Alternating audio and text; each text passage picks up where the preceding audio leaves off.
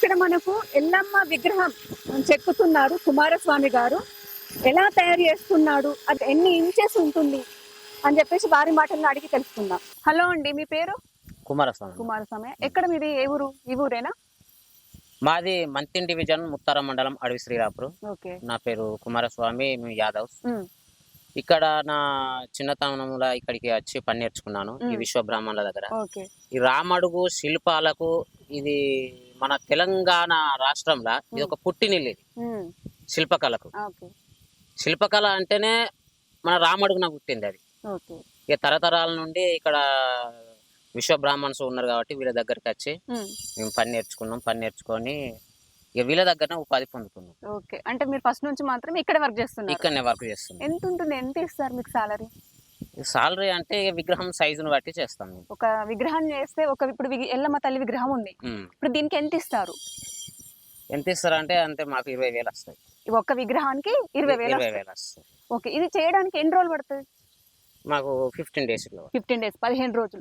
ప్రొద్దు నుంచి సాయంత్రం వరకు ఇదే పని కావచ్చు. ఇదే వర్క్. ఒకటే రాయి చేసి దీని మీదనే ఉంటారు. దీని మీద ఉంటాం. ఇది అయిపోయేదాకా కంప్లీట్ గా దీని మీదనే, మళ్ళీ వేరే వర్క్ లేదు. ఇది అయిపోయిందంటే మళ్ళీ వేరే విగ్రహం. ఇది ఎంత ఉంటుంది? సైజ్ ఎంత ఉంటుంది? సైజు ఇది 6 feet. దీని కొలతలు అంటే ఇలా ఉంటాయి.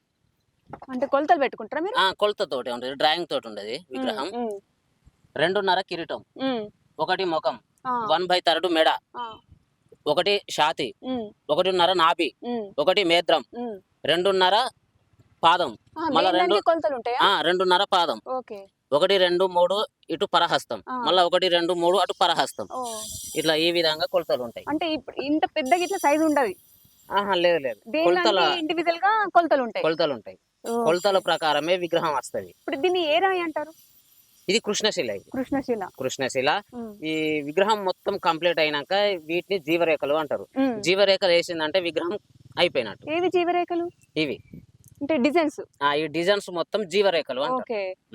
ఓకే. మొత్తం ఈ నక్షత్రం ఇవన్నీ మొత్తం మీరే చేస్తారు? ఇవన్నీ మేము చేస్తాం. ఇదంతా చెక్కడమే? ఇది చెక్కడం. డిజైన్ పెయింట్ లాగా వేసుకుంటారా? అంటే పాలిషింగ్ చేసినాక జీవరేఖలు వస్తాయి. ఇది పాలిషింగ్ కూడా పోతుందా? ఎక్కడ చేస్తారు అది? ఇక్కడనే చేస్తారు. మీరే చేస్తారు? ఇప్పుడు ఒక విగ్రహం మీరు చెక్కుతారు కదా, ఎక్కడైనా చిన్న మిస్టేక్ అయినా కూడా అది కొంచెం ప్రాబ్లమే. మళ్ళీ అది సమానంగా షేప్ రావాలంటే చాలా కష్టం. అప్పుడు మీరు ఏం చేస్తారు? విగ్రహం మనం ఒక 10 days, 15 days, 20 days ఇట్లా విగ్రహం కంప్లీట్ అయినాక ఇట్లా ముక్కు గాని ఏదైనా పోయింది అనుకో, ఆ విగ్రహం మళ్ళా మా కష్టం అంతా వృధా. ఆ విగ్రహం మళ్ళా రాయి పనిచేయదు, ఆ శిల పనిచేయదు. ఆ శిలను మళ్ళా పక్కకేసి మళ్ళా వేరే రాయి తీసుకొని అందులో కొలతలు వేసి మళ్ళీ విగ్రహం చేసుడు ఉంటది. ఇప్పుడు దీన్ని ఏం చేస్తారు? చెక్కిన రాయిని ఇది పడేసుడు అంటే మనకు గంగా ఉంటది కదా, గంగలో వదిలిపెడతాం. ఓన్లీ ఇట్లా పక్కకు ఎక్కడ పడేయకుండా ఇక్కడ ఉంచరాదు. నిమజ్జనం లాగా పారే నీళ్ళల్లో వదిలిపెట్టుడు ఉంటది. ఇప్పుడు వినాయకుడిని మనం ఎప్పుడైతే 9 days ఉంచేసుకున్న తర్వాత నిమజ్జనం చేస్తామో, సేమ్ ఇప్పుడు ఒకవేళ మిస్టేక్ జరిగిన రాయిని తీసుకెళ్లి మళ్ళీ నిమజ్జనం చేసేస్తారు. అవును. భిన్నమైన విగ్రహాలను మా దగ్గర ఉంచుకోము. వాటిని ఒక 2-3 విగ్రహాలు అట్లా భిన్నమైన సంవత్సరంలో ఒక 4-5 కంపల్సరీ జరుగుతాయి. జరుగుడుతో వాటిని తీసుకుపోయి గంగలో వదిలేస్తాం. ఇది జరుగుతుంది. కానీ మాకు ఇలా బాగా కష్టం ఉంటది. ఇది అందరూ చేయలేరు. ఇది ఆ విగ్రహం మా చేతికి వచ్చేదాకా మాకు నమ్మకం ఉండేది.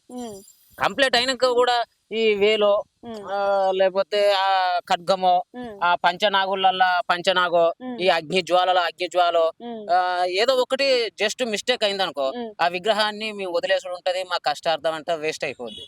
ఇప్పుడు ఇది ఇంత మంచి ఫినిషింగ్ రావాలంటే దీనికి మళ్ళీ లుక్ ఇస్తారా? ఇట్లా మీరు అవును, దీనిలో వాటర్ ప్రూఫ్ ఫినిషింగ్ ఉంటది. వాటర్ ప్రూఫ్ ఫినిషింగ్ వచ్చినాక మేము జీవరేఖలు ఇస్తాం. జీవరేఖలు ఇచ్చినాక విగ్రహానికి జీవకళ అనేది వస్తుంది. ఓకే. ఇప్పుడు మీరు ఇట్లాంటి డిజైన్ చెక్కాలంటే ఫస్ట్ మీరు డిజైన్ వేసుకుంటారా? అవును, డిజైన్ వేసుకుంటాం. డిజైన్ వేసుకున్నాకనే మేము మిషన్ గ్రైండర్ తోటి ఇలా గీసుకుంటా వస్తాం. దీంతో గ్రైండర్ తో ఫస్ట్ పెయింట్ లాగా వేసేసుకొని డిజైన్ లాగా వేసేసుకుంటా వస్తాం. మార్కింగ్ ఉంటది, ఆ మార్కర్ తోటి మార్కింగ్ పెట్టుకుంటాం. ఇప్పుడు ఇట్లా డిజైన్ మార్కింగ్ ఎవరు పెట్టిస్తారు మీకు? ఇక్కడ మేమే పెట్టుకుంటాం. ఇది కూడా మీరే మేము ఈ పని నేర్చుకున్నందుకు మాకు 4 years పట్టింది. పని నేర్చుకోవడానికి మీకు 4 years పట్టింది. మేము 2007 లో నేర్చుకున్నాం. ఉమ్. నేర్చుకునేటప్పుడు ఏమన్నా మీకు అంటే డబ్బులు ఇచ్చి నేర్చుకుంటారు కదా? లేదండి 4 సంవత్సరాలు ఉమ్, ఇక వాళ్ళకు చేసుడే మనం. అంతే. వాళ్ళు మనకు పని దానం చేసుడు, ఉమ్.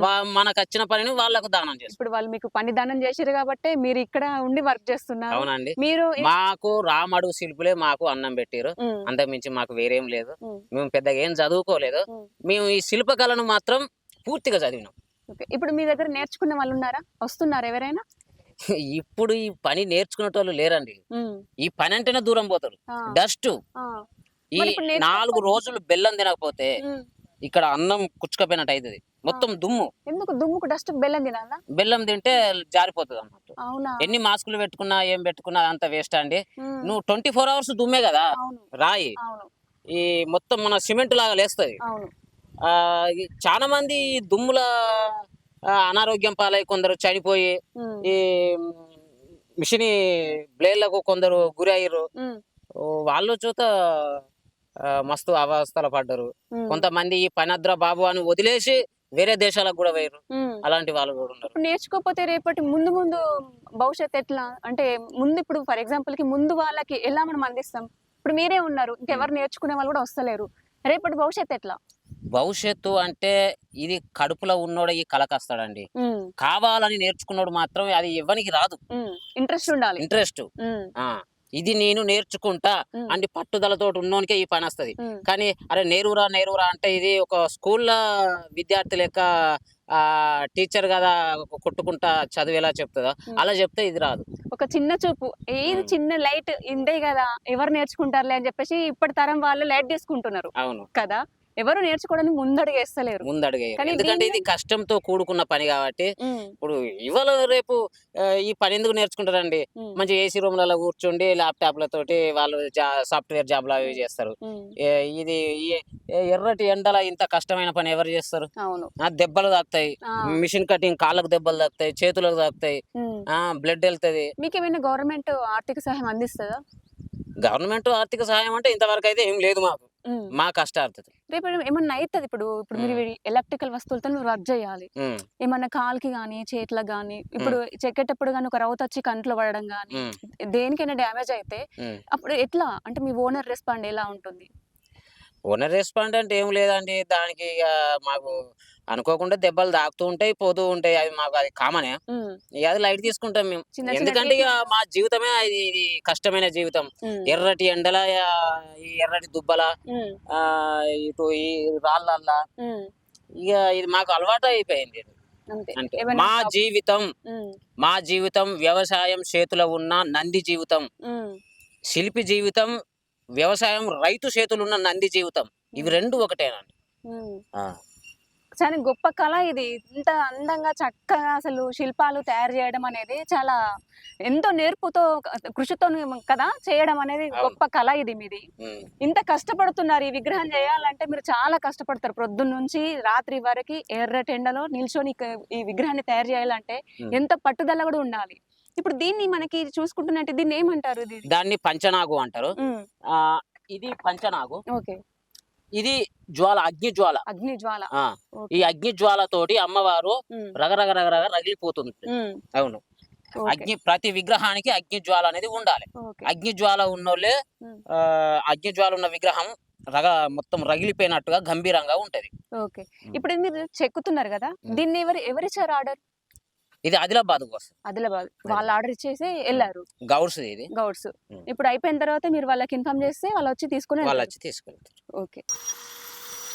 ఇది ఎల్లమ్మ తల్లి విగ్రహం కదా, అవును. మీరు ఎలా ఎక్కి అంటే తొక్కుతున్నారు అమ్మవారిని, అలా తప్పు కదా, మీకు ఎలా అనిపిస్తుంది? ఎక్కి తొక్కడం అంటే అది ఎక్కంది విగ్రహం కాదు. ఉమ్, శిల్పి పాదము సోకి శిలలు దేవతులైరి. ఉమ్, శిల్పి ఆ శిల మీద పాదం సోకుతేనే అది శిల్పంగా మారుతుంది. ఉమ్. ఇక తొక్కితే మాత్రం మేము చెక్కుతేనే ఒక రూపం అక్కడ వస్తది. తొక్కుతున్నాం అనే ఫీలింగ్ మాకు రాదు. ఉమ్, అంతే, ఒకటే మాట, ఆ, శిల్పి పాదము సోకి శిలలు దేవతలైరి. ఉమ్. ఓకే. ఇక్కడ చాలా ఇది అమ్మవారు నేను ఇట్లా తొక్కుతున్నా అనే ఫీలింగ్ మాకు అస్సలుగా ఉండదు. ఉండదు.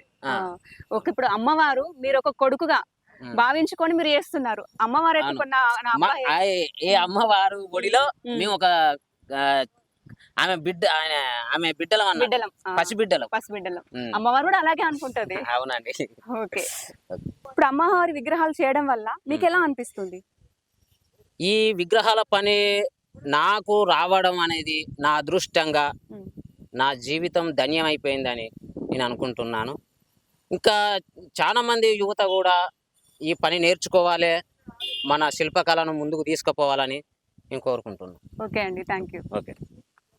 ఇప్పుడు ఈ శిల్పం గురించి, దాని వెనుకాల ఉన్న కష్టం గురించి ఇంత చక్కగా ఎక్స్ప్లెయిన్ చేసిన కుమారస్వామి గారికి చాలా ధన్యవాదాలు సుమన్ టీవీ తరపున. ఇక్కడ మనతో మాట్లాడడానికి కుమారస్వామి ఆచార్యులు గారు ఉన్నారు. వాళ్ళు జగిత్యాల నుంచి వచ్చారు. వాళ్ళు ఏ విగ్రహం ఆర్డర్ ఇవ్వడానికి వచ్చారు అని చెప్పేసి వారిని అడిగి తెలుసుకునే ప్రయత్నం చేద్దాం. హలో అండి. జై శ్రీమన్నారాయణ. ఓకే, చెప్పండి, ఇక్కడ ఏం విగ్రహం ఆర్డర్ ఇవ్వడానికి వచ్చారు? మేము జగిత్యాల వచ్చినాం. మేము వినాయకుని విగ్రహమును, అదే విధంగా ధ్వజస్తంభం, ఆ విగ్రహాన్ని మన ఆర్డర్ ఇచ్చడానికి వచ్చినాం. ఓకే, ఎందుకోసమని? ఎందుకంటే కరీంనగర్ జిల్లా మొత్తంలో ఈ రామాడుగు అనేది పుణ్యక్షేత్రానికి సంబంధించినది. ఇక్కడనే విగ్రహాలు ఇక్కడే రాయి ఉంటాయి. ఇటువంటి శిల్పి నైపుణ్యత ఇక్కడ కరీంనగర్ జిల్లా మొత్తం, చుట్టుపక్కల జిల్లా సైతం కూడా ఇక్కడ బాగుంటది. కాబట్టి ఎటు చూసినా ఇంతకంటే విగ్రహం చేయడంలో ఇటువంటి నైపుణ్యం ఎక్కడ లేదు. ఈ రామాడుగే ప్రత్యేకత. అందుకే ఈ రామాడుగుకి వచ్చి విగ్రహారాధన ఆర్డర్ ఇచ్చుకొని ఇక్కడికి వెళ్ళి విగ్రహాలు తీసుకువెళ్ళడం అనేది ఉంటుంది. ఒక తెలంగాణ డిస్ట్రిక్ట్ లెవెల్ అనే ఆర్డర్ ఇస్తారా, లేకపోతే మొత్తం ఇండియా మొత్తమా? ఇండియా మొత్తంలో ఇంకా చాలా ఉన్నాయి. మన తెలంగాణ చుట్టుపక్కల మెయిన్ గా కరీంనగర్ జిల్లా, నిజామాబాద్, వరంగల్ ఇటు సైడ్ వచ్చేసి రామాడుగా ప్రత్యేకతంగా ఉంటది. ఓకే, రామాడుగులోనే మంచిగా స్పెషల్ గా మంచిగా చేస్తారు. నైపుణ్యత, శిల్ప నైపుణ్యత, విగ్రహంలో చెక్కడం ద్వారా విగ్రహం దేవుడు ప్రత్యేకతలు రావడం కానీ, రూపం కానీ, అటువంటి రూపం తీసుకురావడం కానీ ఇక్కడ రామాడుగు వల్ల ఇలా ప్రత్యేకత అనేది ఉంటది. ఇంతకు ముందు ఏమైనా ఆర్డర్ ఇచ్చారా ఇక్కడ? లక్ష్మీనరసింహస్వామి విగ్రహం, అదే విధంగా వినాయకుడు, మళ్ళీ ఇప్పుడు అమ్మవారు. మీ ఊర్లో ఏం విగ్రహం ప్రతిష్ఠించాలనుకుంటున్నారు? లక్ష్మీనరసింహ. మీ ఊరు కోసం ఏది? జగిత్యాల మా గుడి మీ దేవస్థానం. గుళ్ళో. ఓకే అండి, థ్యాంక్ యూ. ధన్యవాదాలు. సో చూసారు కదండి, ఒక మామూలు రాయిని అందమైన శిల్పంగా మార్చడం, ఒక దేవుని రూపాన్ని చెక్కడం అనేది ఒక శిల్పికే సాధ్యం అవుతుంది. ఇలాంటి కళాకారులను మనం ఎంకరేజ్ చేద్దాము. కెమెరామెన్ అశోక్తో నేను మీ స్రవంతి.